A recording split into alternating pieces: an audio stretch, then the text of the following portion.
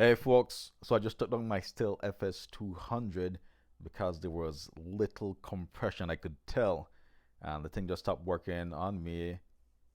And I took all the parts down, and the first thing I did was take off the muffler, and I inspected it, and I saw that the piston was all scored up.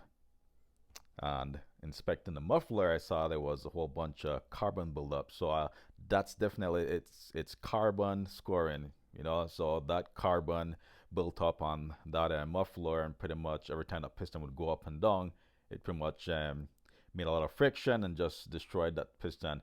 And even the top ring is all seized up, so it's no good.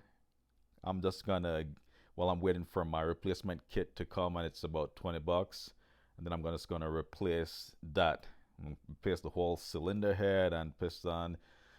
I've had this thing for probably 2 years roughly, and I have to admit I haven't been too consistent with mixing the correct ratio of gas and all that, and just different little things. But I got the weed whacker for, I think it was like 30 bucks or whatever, so I'm not too concerned.